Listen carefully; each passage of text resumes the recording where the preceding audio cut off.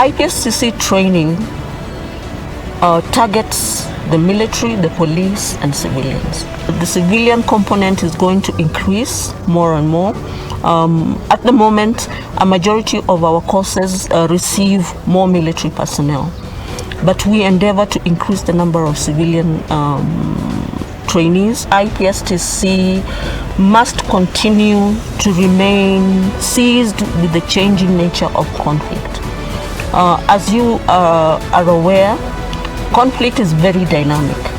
The nature of conflict has changed, and as such, the center as well has to change in the way it addresses issues of capacity building for those going into peace support operations. Most of our courses have at least one international facilitator, and what is great is that we're able to welcome back some of the instructors that we have trained ourselves. To give you an example, we've recently welcomed back 2 instructors from the Ugandan People's Defence Force on the all-arms search training course, and they've come back and delivered courses alongside normal IPSTC instructors. We also have international staff embedded within IPSTC, and currently they come from the UK and from France, which is great, but we're also getting 2 additional staff officers who are going to be coming from Switzerland. IPSTC has a very strong gender policy, and our policy focuses on 3 things. One is building capacity within the center to be able to deliver gender-related training and to be sensitive to gender issues. Secondly, our training must be gender mainstreamed. We must address issues of gender as IPSTC. And thirdly, we must endeavor to increase the participants who come into the center who are female and can contribute towards peace support operations. I'm a training coordinator, and I coordinate protection-related courses. So courses like protection of civilians, child protection, protection of refugees and internally displaced persons.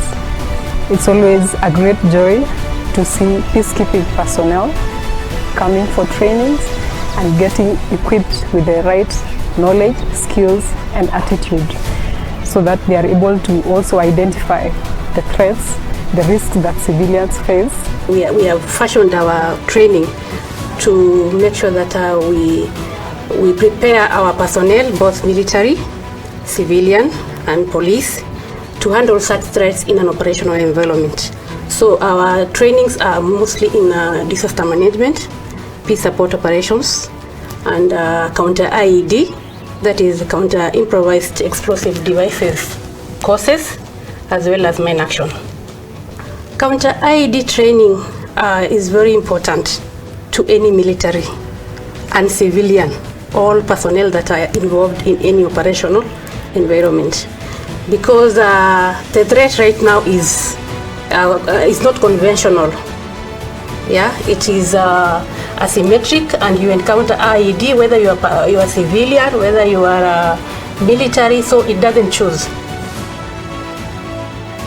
Walimu wetu au wataalamu wetu wametufundisha ile psychological first aid ya kuwapa wenzetu ili kupata morali na moyo wa kuendelea kuwa pale katika eneo la tukio.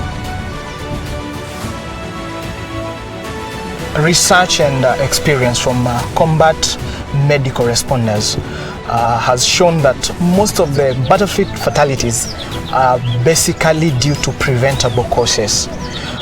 I find it very, very resourceful because among our facilitators are people who are bringing in their experience.